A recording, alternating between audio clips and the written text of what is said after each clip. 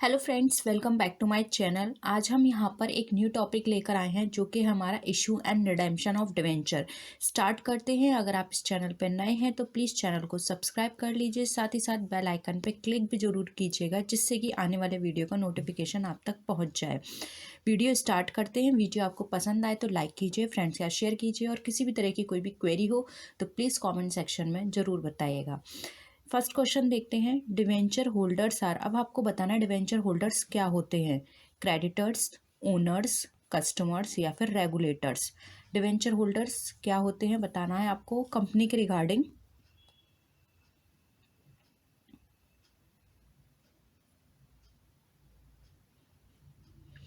देखिए, debenture holders जो होते हैं वो कंपनी के क्रेडिटर्स कहलाते हैं। ये कंपनी को क्रेडिट करते हैं अमाउंट, उसके बिहाफ पर ये एक डॉक्यूमेंट या एक सर्टिफिकेट इनको मिलता है जिसको डिवेंचर बोलते हैं।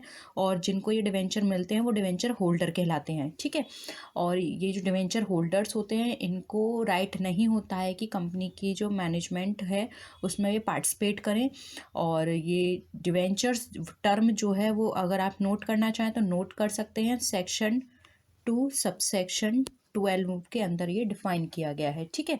डिवेंचर्स में अगर अब ये क्वेश्चन आपसे पूछा जाता है कि डिवेंचर में क्या क्या चीज़ें होती हैं, तो डिवेंचर के अंदर डिवेंचर स्टॉक, बॉन्ड्स और एनी अदर सिक्योरिटीज़ कोई भी इसमें सम्मिलित हो सकती है जिसमें कंपनी ने कुछ अमाउंट लिया हो पब्लिक से और उसके बिहाफ पर उन्होंने कुछ चार्ज रखा हो। चार्ज हो भी सकता है और नहीं भी हो सकता है, ठीक है। जैसे कि आपने देखा होगा सिक्योर्ड डिवेंचर, अनसिक्योर्ड डिवेंचर यानी और मॉर्गेज डिवेंचर, तो हो भी सकता है उसके बिहाफ पर कुछ चार्ज और नहीं भी हो सकता है। नेक्स्ट क्वेश्चन पर आइए। आई होप ये वाला क्वेश्चन आप सबको क्लियर हुआ होगा। सेकेंड क्वेश्चन देखिए। Debentures can be redeemed by, अब डिवेंचर्स किसके थ्रू हम रिडीम कर सकते हैं आपको ये बताना है। Purchase of own debenture in the open market, converting them into new class of debenture, converting them into shares या फिर ऑल ऑफ द अबव। बताइए क्या आंसर होगा आपका।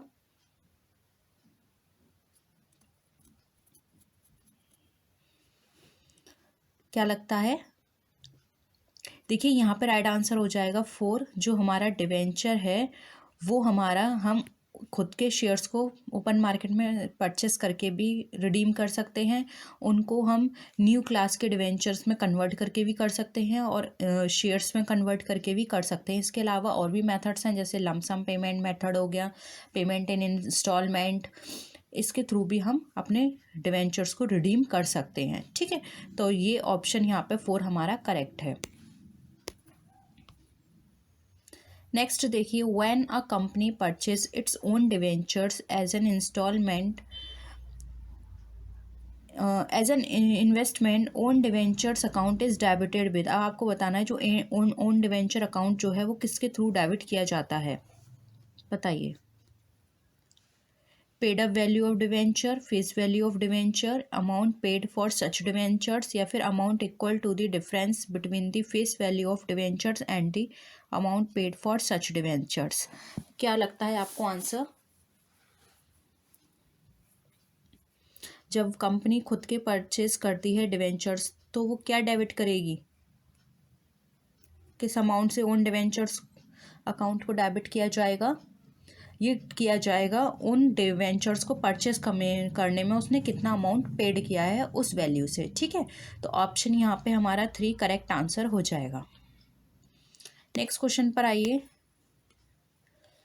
इन sinking fund for redemption of debenture account the amount is transferred every year from, अब जो sinking fund जो हम क्रिएट करते हैं डिवेंचर को रिडेम्पशन करने के लिए, तो वहाँ पे जो अमाउंट ट्रांसफ़र करते हैं एवरी ईयर वो कहाँ से होगा। रिजर्व अकाउंट से, प्रॉफिट एंड लॉस अकाउंट से, कैपिटल अकाउंट से या फिर सरप्लस अकाउंट से, बताइए।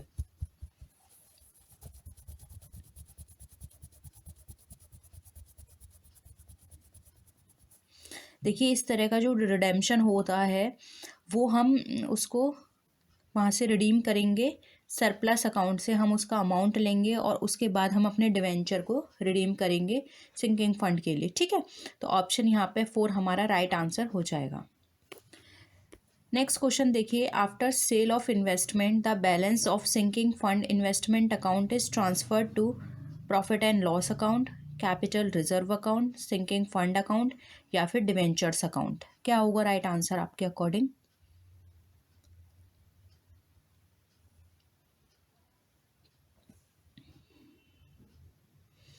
देखिए यहाँ पर बोला है कि जब हम इन्वेस्टमेंट का सेल करते हैं उसके बाद जो सिंकिंग फंड का इन्वेस्टमेंट का बैलेंस बचेगा उसको हम सिंकिंग फंड में ही ट्रांसफ़र कर देंगे, ठीक है। क्योंकि जो सफिशिएंट अमाउंट हमें ज़रूरी होता है किसी भी डिवेंचर को रिडीम करने के लिए, क्योंकि वो आपको पता है एट स्पेसिफिक पीरियड के टाइम के बाद हमको डिवेंचर्स को रिडीम करना होता है। तो इस रिक्वायरमेंट को मीट करने के लिए कंपनी ये डिसाइड करती है कि वो एक सिंकिंग फंड क्रिएट करे, ठीक है। तो वहाँ से वो अपने डिवेंचर्स को रिडीम करती रहती है। तो ऑप्शन 3 यहाँ पे हमारा करेक्ट है। नेक्स्ट क्वेश्चन देखिए, a company can not redeem it's debentures. एक कंपनी अपने डिवेंचर्स को रिडीम नहीं कर सकती है। कहाँ से? Out of accumulated profits, out of accumulated losses, by purchase of own debentures from market या फिर bye conversion of debentures into shares. बताइए, एक कंपनी अपने डिवेंचर्स को रिडीम इन 4 मेथड में से किस में से नहीं कर सकती है?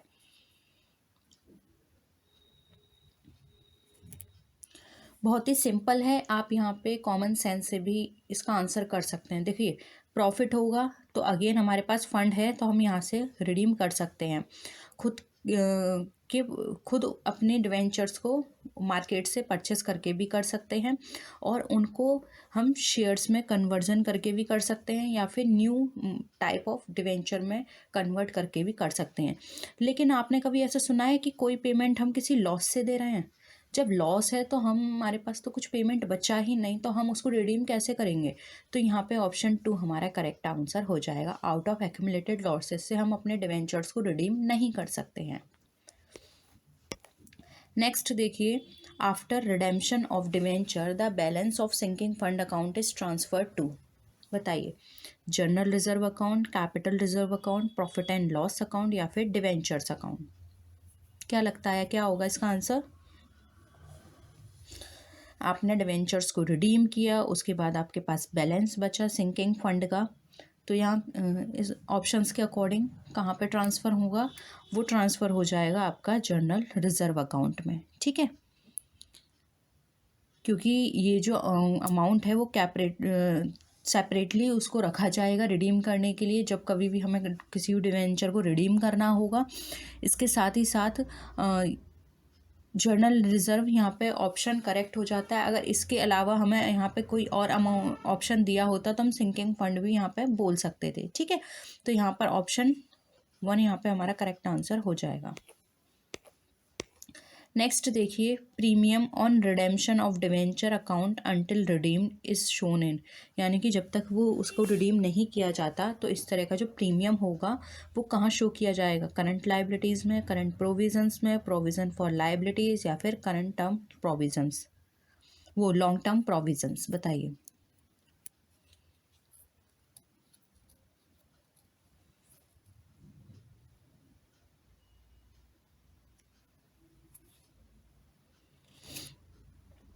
देखिए, आप सबको पता होगा जो डिवेंचर के जो रिडेम्पशन होता है वो एक लॉन्ग पीरियड के बाद होता है, ठीक है। तो जब हम उनको रिडीम करेंगे तो हम इस प्रीमियम को यूज़ करेंगे, यानी तब तक हमें इसको यूज़ नहीं करना है। तो ये हमारे लिए प्रोविज़न का काम कर रहा है। तो इसको लॉन्ग टर्म तक हमें बचा के चलना है, इसलिए ये हम लॉन्ग टर्म प्रोविज़न में शो करके चलेंगे। और जब भी हम अपने डिवेंचर्स को रिडीम करेंगे तो यहाँ से हम इस फंड को लेकर अपने डिवेंचर्स को रिडीम कर सकते हैं।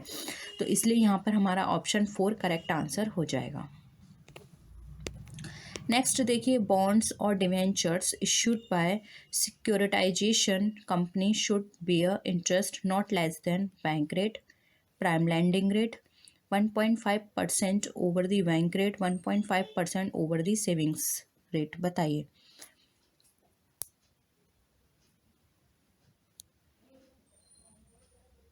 सिक्योरिटाइजेशन के द्वारा जब कभी कंपनी बॉन्ड और डिवेंचर को इश्यू करती है तो वो कंपनी वहाँ पर कितनी इंटरेस्ट रखेगी? देखिए जो इंटरेस्ट वो रखती है वो कभी भी उनकी जो बैंक रेट है उससे 1.5% ओवर नहीं होनी चाहिए, इसलिए ऑप्शन 3 यहाँ पे हमारा करेक्ट आंसर हो जाएगा। ये उन्होंने रेट डिसाइड करके चला है, ठीक है। नेक्स्ट क्वेश्चन पर आइए। एक्स लिमिटेड इशू करते हैं डिवेंचर्स को ऑफ ₹100, यानी कि 100 रुपये के डिवेंचर हैं जिस पर डिस्काउंट उन्होंने कितना दिया है 5%, for purchase of machinery worth ₹95,000। The number of debenture issued will be, बताइए उन्हें कितने नंबर्स यहाँ पे डिवेंचर्स के इशू करने होंगे। 100 रुपये का डिवेंचर है, कॉस्ट मशीन की कितनी है 95,000, ठीक है। 100 रुपये का डिवेंचर है, डिस्काउंट 5% है, तो डिस्काउंट 5% है तो इस 100 रुपये पर ही 5% डिस्काउंट लगेगा, तो इसका आप निकाल लीजिए। इसका निकल कर आएगा 5, तो यहाँ पर ये हो जाएगा हमारा 100 में से 5 को माइनस करेंगे तो ये हो जाएगा 95 रुपीज़। अब इस 95 रुपीज़ से आप इसको कैलकुलेट कर लीजिए, तो टोटल हमारा अमाउंट है 95,000 डिवाइडेड बाय 95, तो ये कितना बचे हमारे पास 1000, ये इसको निकल कर आया। तो कंपनी जो डिवेंचर इशू करेगी वो 1000 शेयर डिवेंचर्स को इशू करेगी, ठीक है। तो ऑप्शन 4 यहाँ पे हमारा करेक्ट है।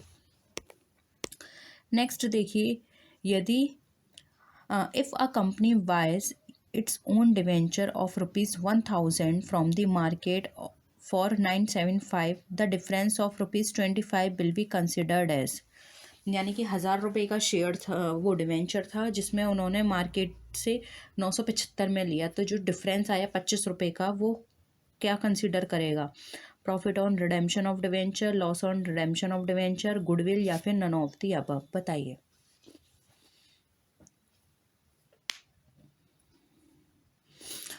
याद रखिएगा कंपनी ने यहाँ पे खुद के डिवेंचर को परचेज किया है, तो जब कभी भी कंपनी खुद के शेयर्स को परचेज कर रही है जिसका प्राइस तो है 1000 रुपये, लेकिन उन्होंने जो प्राइस दिया है 975, तो यानी कि उन्होंने कम प्राइस दिया है। और आप ये अंडरस्टूड है, जब कोई कंपनी जो भी प्राइस हो उससे कम प्राइस देती है कंपनी, या कोई भी आप जनरल भी बात लेके चल सकते हैं, जो प्राइस है उससे कम प्राइस दे रही है तो ये तो उसके लिए प्रॉफिट है, तो यहाँ पे profit on redemption of debenture हो जाएगा, ठीक है।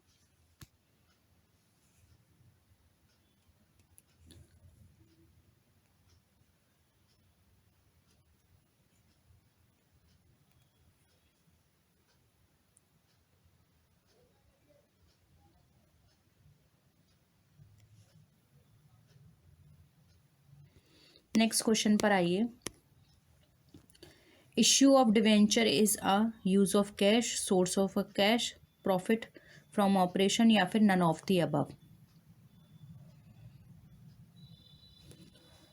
कंपनी डिवेंचर को इश्यू करती है तो फंड रेज करती है। आपको पता है डिवेंचर्स क्या होते हैं, डिवेंचर्स हमारे क्रेडिट का काम करते हैं, ठीक है, और डिवेंचर होल्डर क्रेडिटर्स कहलाते हैं। तो हम उससे अमाउंट ले रहे हैं तो ये हमारे लिए क्या है, एक फंड का काम कर रहे हैं, यानी कि सोर्स ऑफ कैश है। तो ऑप्शन 2 यहाँ पे हमारा करेक्ट आंसर हो जाएगा। नेक्स्ट क्वेश्चन देखिए, when investment in private debenture is cancelled, then this profit or loss is credited or debited to debenture redemption fund, journal reserve account, capital reserve account या फिर any of the above। क्या होगा answer?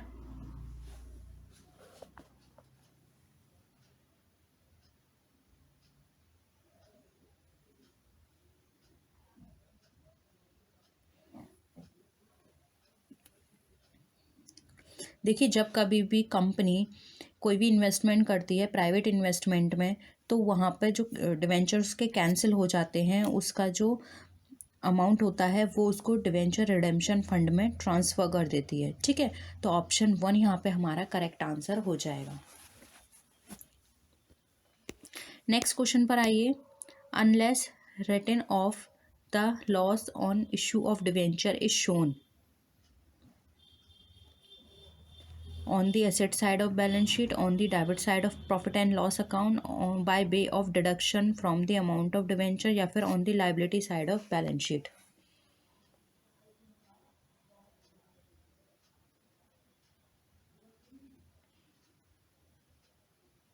जब तक उसको हमने right of नहीं किया है तब तक हम उसको कहाँ शो करेंगे?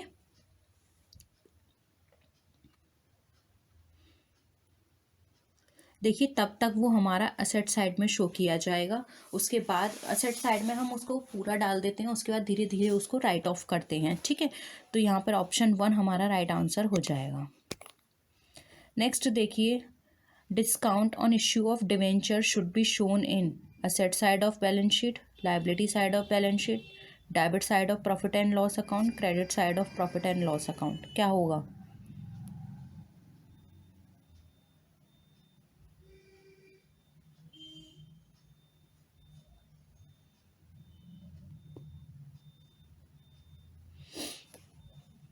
देखिए कंपनी ने डिस्काउंट करा है ऑन इश्यू ऑफ डिवेंचर, तो ये हमारे लिए क्या है, एक तरह से डेफर्ड रेवेन्यू एक्सपेंडिचर का काम कर रहा है। और आप सबको पता है जब भी हम डेफर्ड रेवेन्यू एक्सपेंडिचर की बात करते हैं तो उसको हम शो करते हैं asset side of balance sheet में, इसलिए ऑप्शन 1 करेक्ट है।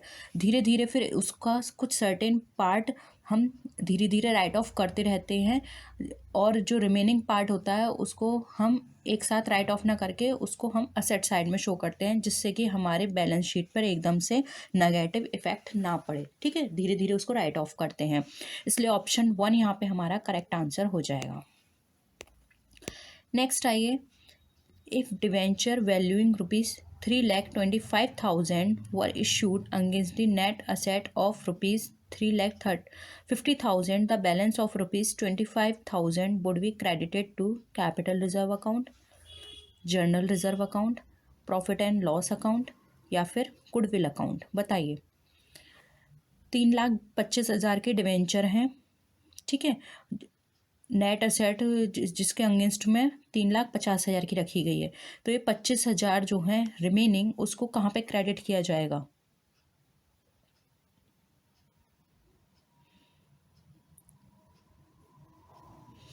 इसको क्रेडिट किया जाएगा कैपिटल रिजर्व अकाउंट में। ठीक है, क्योंकि यहाँ पर ये कैपिटल का काम कर रही है और इन्होंने कैपिटल ज़्यादा पे ऑफ की है, तो ये कैपिटल रिजर्व अकाउंट में इसको ट्रांसफ़र कर दिया जाएगा। ऑप्शन 1 यहाँ पे करेक्ट है। नेक्स्ट देखिए, if vendors are issued debentures of ₹1,00,000 in consideration of net assets of ₹1,20,000, the balance 20,000 will be credited to।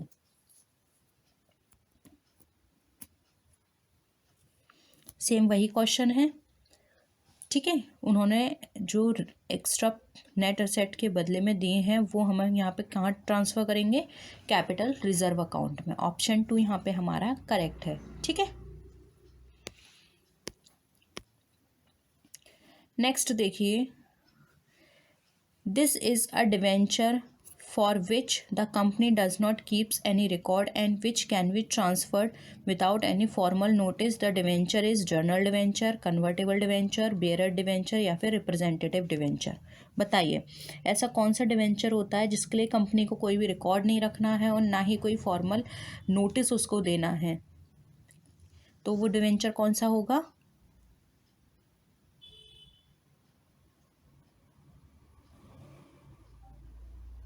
वो डिवेंचर हमारे कहलाते हैं जर्नल डिवेंचर। ठीक है, क्योंकि उसके लिए कोई भी फॉर्मल नोटिस नहीं देना होता।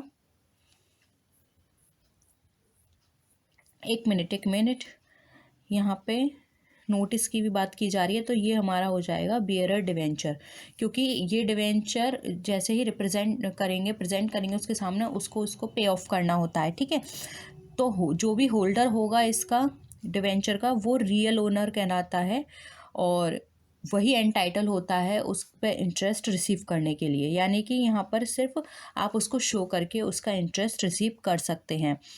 तो यहाँ पे इसकी ट्रांसफ़र पर कंसर्न पार्टी जो है उसको किसी भी स्टाम्प ड्यूटी की ज़रूरत नहीं होती है, ओनली उसके पास ये डिवेंचर हैं तो वो उसका इंटरेस्ट ले सकते हैं। ठीक है, तो इसको बोला जाता है बियरर डिवेंचर, यानी जो इस डिवेंचर को प्रेजेंट करेगा उसको इसका इंटरेस्ट मिलेगा। Presents borrowed funds, debenture are firstly paid on dividend are firstly paid on debentures, general debenture do not carry voting rights. Fourth है हमारा, debenture comprises a charge on the assets of the company. बताइए, इसमें से कौन सा आपको लगता है कि जो हमारे डिवेंचर हैं उसका फीचर नहीं है?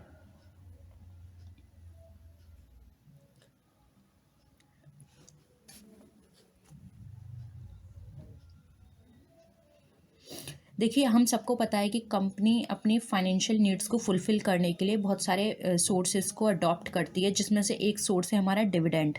इसके थ्रू वो लॉन्ग टर्म लोन्स को रेज़ करती है। अदर वर्ड्स में कहें तो कंपनी ऐसे इंस्ट्रूमेंट को इश्यू किए करती है जिसके थ्रू वो फंड को ज़्यादा से ज़्यादा रेस कर पाए लॉन्ग टर्म के लिए, जिसको हम डिवेंचर के नाम से जानते हैं। और जिन पर्सन को ये डिवेंचर वो देती है उनको डिवेंचर होल्डर बोलते हैं। ठीक है, तो ये एक ऐसा इंस्ट्रूमेंट है जो कि कंपनी के बोरोड फंड को रिप्रेजेंट करता है। ठीक है, तो इसमें कंपनी क्या करती है, एक पर्टिकुलर या हम बोल सकते हैं एक प्री डिटरमाइंड रेट जो है इस पर पेड की जाती है, जिसको हम बोलते हैं इंटरेस्ट। ठीक है, इसका जो होल्ड होता है या डिवेंचर होल्डर जो होता है वो कंपनी के वोटिंग राइट्स में पार्टिसिपेट नहीं करता है। और सेकंड, अगर हम बात करें तो यहाँ पर एक सिक्योरिटी दी जाती है होल्डर को, जो कि मैंने आपको पहले ही बताया कि एक प्री डिटरमाइंड इंटरेस्ट उसको दी जाती है। तो अगर उनके फीचर्स के अकॉर्डिंग बात करें तो यहाँ पर ऑप्शन 2 हमारा बिल्कुल भी सही नहीं है, क्योंकि डिविडेंड पे वो सॉरी जो हमारे डिवेंचर्स होते हैं उस पे हम इंटरेस्ट देते हैं, ना कि डिविडेंड। डिविडेंड हमारा कहाँ पे दिया जाता है, शेयर्स पे। ठीक है, तो ऑप्शन 2 यहाँ पे हमारा करेक्ट आंसर हो जाएगा। आई होप ये क्वेश्चन आपको क्लियर है। नेक्स्ट क्वेश्चन पर आइए। A company wants to redeem 9% 450 debentures, यानी कि 450 डिवेंचर 9% का मतलब ये है कि 9% इंटरेस्ट दी जाएगी। ठीक है, जिसकी फेस वैल्यू कितनी है, 100 पर डिवेंचर एट प्रीमियम ₹10%, यानी कि प्रीमियम पर है डिवेंचर 10% का डिवेंचर इस इंटरेस्ट इस पे दिया 10% का इस पर प्रीमियम है। How many types of face value of ₹10 is to be issued if they are issued at a premium of 10%। अब आपको ये बताना है। तो देखिए, अच्छे से सॉल्व करते हैं, साथ में सॉल्व करते हैं। सबसे पहले इन्होंने बताया कि 450 डिवेंचर्स हैं, ₹100 ईच के। तो यहाँ पे 450 डिवेंचर ₹100 ईच से हमारा कितना हो गया, 45,000 रुपये। ठीक है, अब यहाँ पर ये कहा गया है कि जो हम पहले 10% निकाल लेते हैं 4500 का, 450 का, तो वो हो गया हमारा 45, 10%। ठीक है, अब इस पे बोल रहे हैं अगेन ₹100, 100 शेयर का निकालेंगे तो कितना आएगा, 4500। तो देखिए यहाँ पे हमें कितना अमाउंट की ज़रूरत होगी, उस 45,000 में हम जो हमारा 10% प्रीमियम है उसको ऐड कर देंगे, जो कि हमारा 4500 निकल कर आया। तो हमें ज़रूरत होगी 49,500 की। ठीक है, इतनी हमें रिक्वायरमेंट है अमाउंट की। तो इस पर्पज़ के लिए हम 10 शेयर्स इशूट करेंगे 10% प्रीमियम पे। तो 10% शेयर्स 10% प्रीमियम पे, तो इसका 10% निकालेंगे तो कितना हो गया, ₹11। ठीक है, तो ₹11 हम यहाँ पे टोटल रिसीव करेंगे ईच शेयर पे। तो 49,500 को 11 से डिवाइड करके देखो तो कितना निकल कर आएगा। हम इसको इससे काटेंगे, 11 4 5 0 0 4500। तो यहाँ पर हम जो शेयर्स इशू करेंगे वो करेंगे 4500 शेयर्स। ठीक है, तो ऑप्शन 2 यहाँ पे हमारा करेक्ट आंसर हो जाएगा। आप एक बार इस क्वेश्चन को फिर से सॉल्व कीजिएगा। अगर आपको नहीं समझ में आता है तो हम इस क्वेश्चन को दूसरी क्लास में फिर से डिस्कस कर लेंगे। ठीक है, लेकिन पहले आप खुद से प्रैक्टिस करिए। नेक्स्ट क्वेश्चन देखिए, when all debentures are redeemed the balance left in the debenture sinking fund account is transfer to debenture account, sinking fund investment account, capital redemption reserve account या फिर जनरल रिजर्व अकाउंट, बताइए।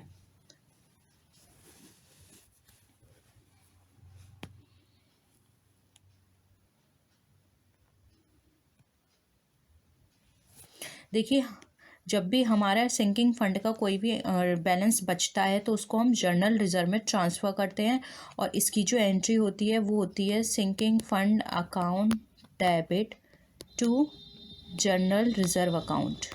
ठीक है, और यहाँ पर हम जो भी अमाउंट हमारा बैलेंस बच रहा है वो हम जनरल रिजर्व में ट्रांसफ़र कर देते हैं। नेक्स्ट क्वेश्चन देखिए, the cost of debt capital is as paid dividend, paid interest, paid bonus या फिर नन ऑफ दी अबव। बताइए डेट कैपिटल की कॉस्ट किस तरह की होती है।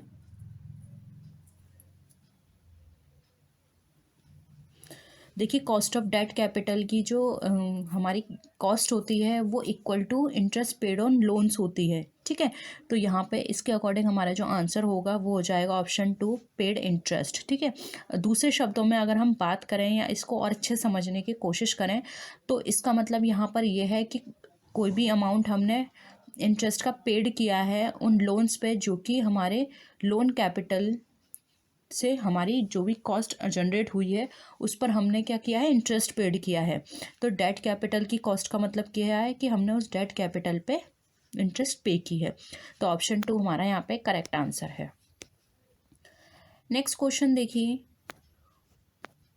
When a company buy its own debenture as an investment the debenture account is debited with, यानी कि एक कंपनी है जो खुद के डिवेंचर बाय कर रही है एज एन इन्वेस्टमेंट, तो डिवेंचर अकाउंट डेबिट किससे किया जाएगा, face value of debenture, paid up value of debenture, prepaid amount of debenture या फिर difference between face value and paid up value of debenture. बताइए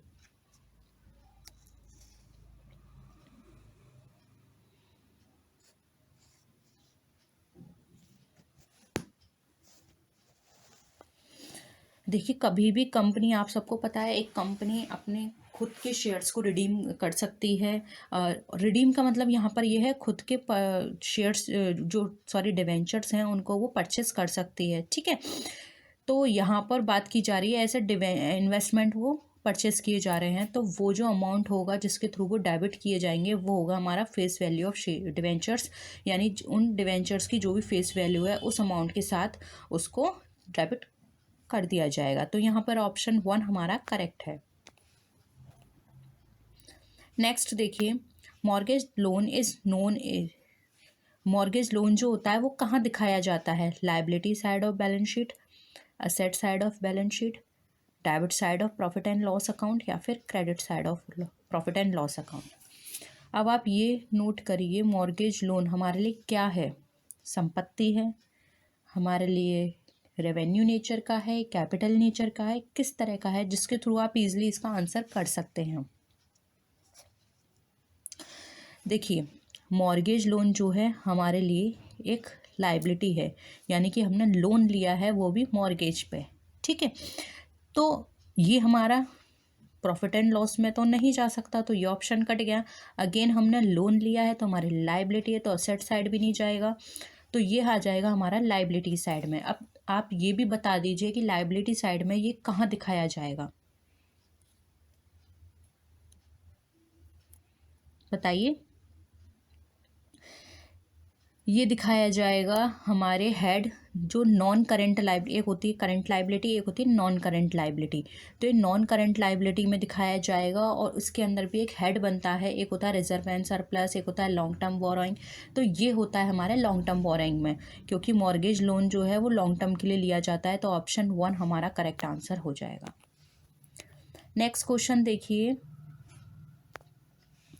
discount on issue of debenture should be shown in asset side of balance sheet, liability side of balance sheet, debit side of profit and loss account या फिर credit side of profit and loss account. बताइए क्या होगा इसका answer.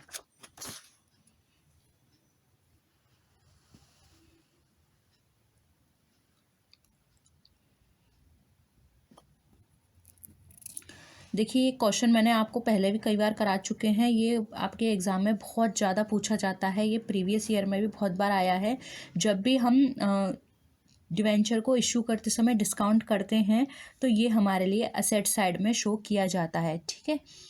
तो option यहाँ पर हमारा 1 करेक्ट आंसर हो जाएगा। नेक्स्ट है discount on issue of debenture is a real asset, fictitious assets, fix assets या फिर करंट असेट। बताइए अभी हमने ये क्वेश्चन कराया था कि discount on issue of debenture कहाँ पे शो किया जाता है, तो अभी हमने आंसर किया था कि ये असेट साइड में दिखाया जाएगा।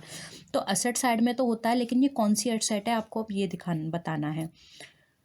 मैं आपको एक क्लू दे देती हूँ, ये कोई असेट नहीं है, ये हमारे लिए एक डेफर्ड रेवेन्यू एक्सपेंस होता है जिसको हम धीरे धीरे करके राइट ऑफ करते हैं। आई होप अब आपको पता चल गया होगा, ये हमारे लिए फिक्टिशियस असेट है, ठीक है, जिसको हम धीरे धीरे करके राइट ऑफ करते हैं। ये हमारे लिए कोई असेट नहीं होती है, तो इसलिए ना रियल है, ना फिक्स्ड है, ना करेंट है। नेक्स्ट है, when a company is not earning profits then which of the following securities proves a burden on the finances of the company? Equity shares, preference shares, redeemable preference shares या फिर debentures, बताइए।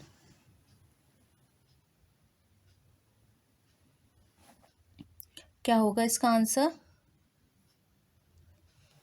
जब कभी भी कोई company profit earn नहीं करती है तो वहाँ पे कौन सी सिक्योरिटीज़ बर्डन होती हैं कंपनी के फाइनेंस के लिए?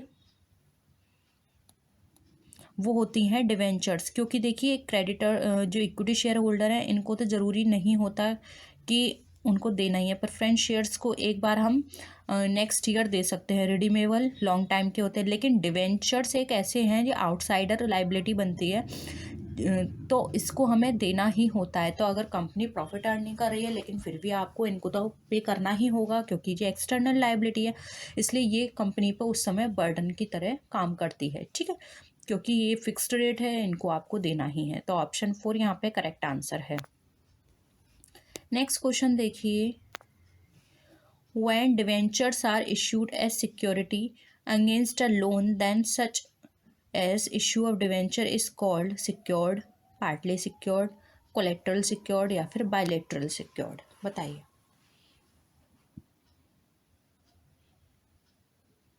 क्या होगा आंसर?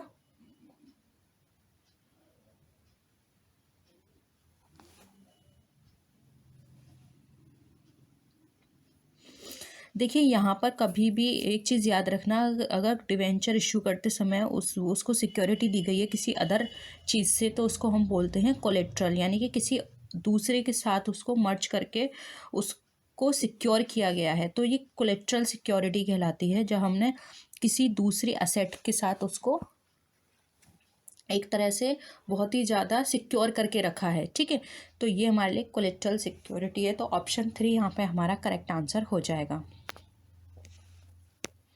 नेक्स्ट देखिए, naked debentures are those which are not secured by charge, are redeemable without notice, are transferable merely by delivery या फिर do not specify any rate of interest, बताइए।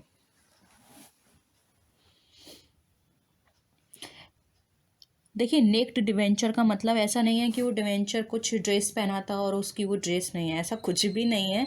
नेक्ड डिवेंचर का मतलब यहाँ पर ये है कि वो किसी भी चीज़ से सिक्योर्ड नहीं है, यानी कि वो अनसिक्योर्ड है, ठीक है।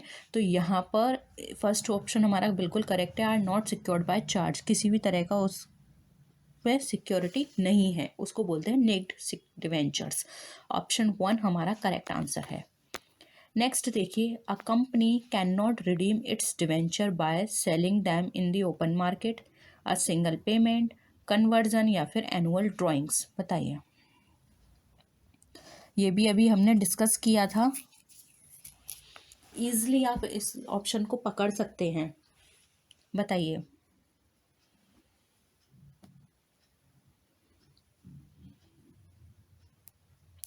क्या होगा? देखिए अभी हमने कितनी बार बात की थी कि एक कंपनी अपने शेयर को रिडीम कर सकती है bye purchasing it's own debentures in the open market, ठीक है। लेकिन यहाँ तो ये सेलिंग की बात कर रहे हैं, हम बात कर रहे थे कि वो परचेस करेगी, लेकिन ये सेल की बात कर रहे हैं जो कि बिल्कुल अपोजिट है। इसलिए ऑप्शन 1 यहाँ पे हमारा करेक्ट आंसर हो जाएगा। सिंगल पेमेंट से वो कर सकती है अगर उस पैसे इनफ फंड है तो। कन्वर्जन भी हमने आपको बताया था, कन्वर्जन इनटू शेयर्स या फिर conversion into new type of debentures, annual drawing से भी हो सकता है। लेकिन यहाँ पे option 1 selling them in the open market बिल्कुल भी नहीं हो सकता, इसलिए ऑप्शन 1 यहाँ पे हमारा बिल्कुल करेक्ट है। नेक्स्ट देखिए, A debenture holders gets dividend right prescribed in articles ownership of the company interest at fixed rate। बताइए क्या होगा यहाँ पे राइट आंसर।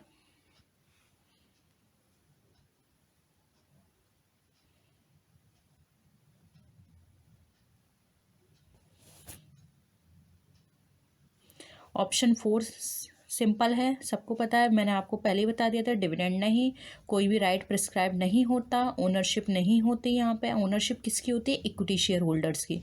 राइट प्रिस्क्राइब्ड किसके होते हैं? इक्विटी शेयर होल्डर के। डिविडेंड किसको दिया जाता है? शेयर होल्डर्स को। जबकि ये तो डिवेंचर होल्डर्स हैं, इनको एक फिक्स रेट ऑफ परसेंटेज दिया जाएगा इंटरेस्ट का। ठीक है, तो ऑप्शन 4 करेक्ट है। नेक्स्ट क्वेश्चन देखिए, non convertible debentures refers to owners capital, loan capital, short term fund या फिर नन ऑफ दिस। क्या हो जाएगा? नॉन कन्वर्टेबल डिवेंचर से क्या मतलब है?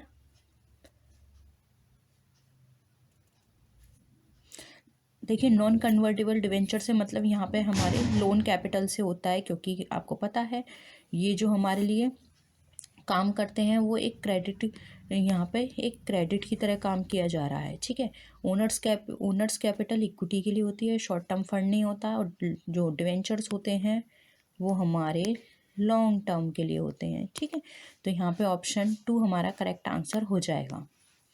नेक्स्ट क्वेश्चन देखिए, debentures can be redeemed by purchase in open market, converting into shares, converting into new class of debentures या फिर ऑल ऑफ द अबव। अब ये क्वेश्चन तो आप आंख बंद करके भी टिक लगा सकते हैं कि अभी हमने कितनी बार बात की, purchase in open market, convert to shares, converting into new take class of shares. तो ऑप्शन 4 ऑल करेक्ट है। ठीक है, नेक्स्ट क्वेश्चन देखिए, एक कंपनी है जिसने असेट परचेज की जिसकी कीमत थी 3,60,000 रुपये। इसके बदले में उन्होंने डिवेंचर्स को इश्यू किया जो कि 10 रुपये ईच का था, 10% डिस्काउंट पर था। तो उसको बताना है कि डिवेंचर्स वो कितने इश्यू करेगा। बताइए।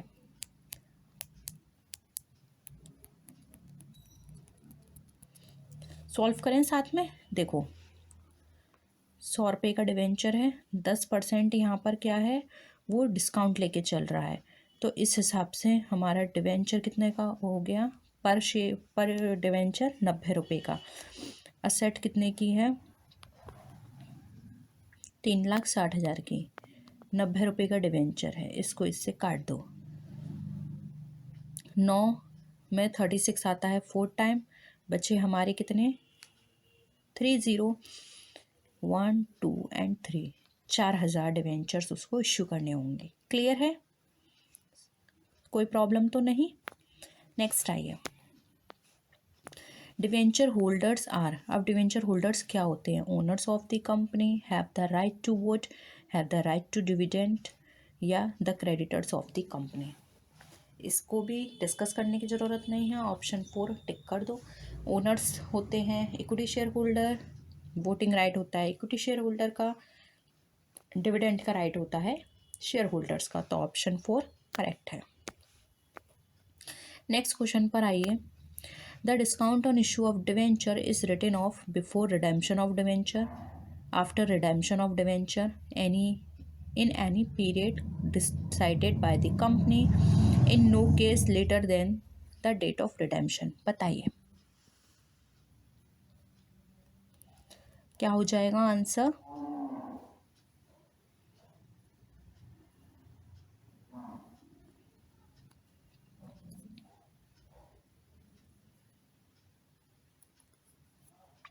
ऑप्शन 4 यहाँ पे हमारा करेक्ट आंसर हो जाएगा, क्योंकि जब भी हम डिस्काउंट को राइट ऑफ करते हैं तो वहाँ पर जो राइट ऑफ किया जा सकता है वो कभी भी किया जा सकता है, लेकिन जो रिडेम्पशन की डेट है उसके बाद नहीं। जनरली जो डिस्काउंट राइट ऑफ किया जाता है वो सिक्योरिटी प्रीमियम से किया जाता है। ठीक है, इस चीज़ को याद रखिए। तो ऑप्शन 4 यहाँ पे हमारा करेक्ट आंसर हो जाएगा। ठीक है,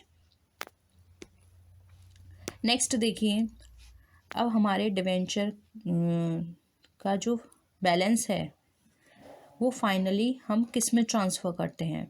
profit and loss account, debenture redemption fund, investment account, general reserve account या फिर कैपिटल रिजर्व अकाउंट। बताइए। देखिए इस कॉन्सेप्ट को अच्छे से समझिए, आप सारी चीज़ें क्लियर हो जाएंगी। यहाँ पे सिंकिंग फंड की बात की जा रही है, इस चीज़ को याद रखिए। सिंकिंग फंड हम क्रिएट करते हैं डिवेंचर के पेमेंट के लिए, और ये क्रिएट किया जाता है कंपनी की जो भी प्रॉफिट होते हैं उससे, ठीक है।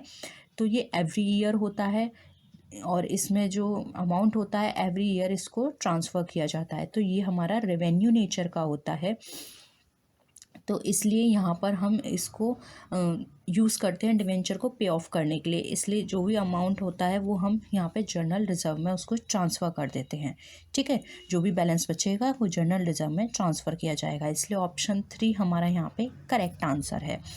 तो यही थे हमारे आज के क्वेश्चंस। होप यहाँ पे सारे क्वेश्चंस क्लियर हुए होंगे। किसी भी तरह का कोई भी डाउट हो तो आप नीचे कमेंट सेक्शन में बता सकते हैं। चैनल पे नए हैं तो प्लीज़ चैनल को सब्सक्राइब कर लीजिए, साथ ही साथ बेल आइकन पे क्लिक भी ज़रूर कीजिएगा ताकि हमें आपको आने वाले वीडियो का नोटिफिकेशन मिल पाए। तो नेक्स्ट वीडियो में हम आपसे फिर मिलेंगे, तब तक के लिए टेक केयर, बाय बाय।